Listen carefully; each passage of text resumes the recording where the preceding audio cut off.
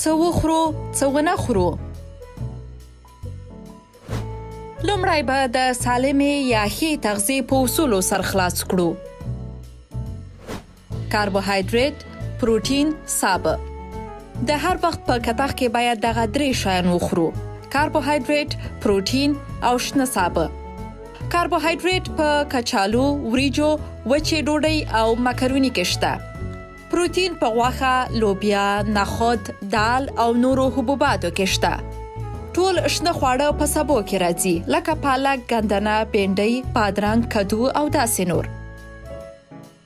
خو نن حبوبات لرو. ولې حبوبات وخورو؟ ډاکټران یې د بدن خښتې بولي، ځکه حبوبات، لوبیا، نخود او شنه ماش یا مۍ زموږ د بدن عضلې جوړوي او د هډوکو پیاوړتیا ته ډیر ګټور دي. همدغه لوبیا، دال، نخود او نور حبوبات ډیره انرژي لري، خو شکر او غوړ نه لوړوي او د وینې له کمیدو مخنیوی کوي.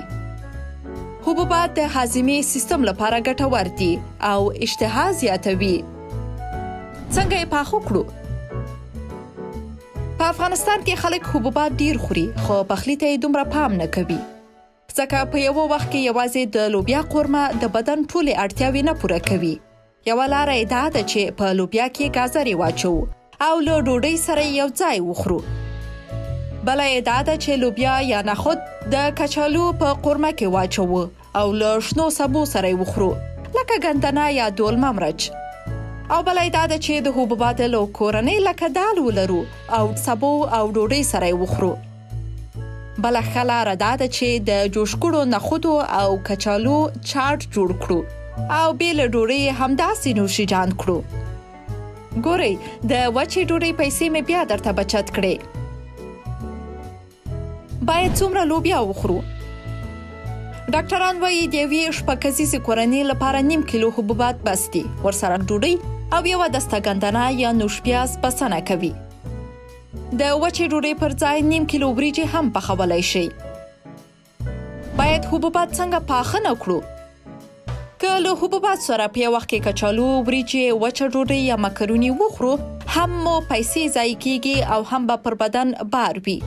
کوښښ وکړئ د کاربوهایډریټ له کورنۍ څخه لکه ډوډۍ، وریجې، کچالو او مکروني یو وکاروئ. حبوبات ته په کمه سترګه مه ګورئ. 100 کاله کیږي چې د امریکا په سنا کې هره غرمه د لوبیا دیګی بار وي. دا خو لا څه کوئ؟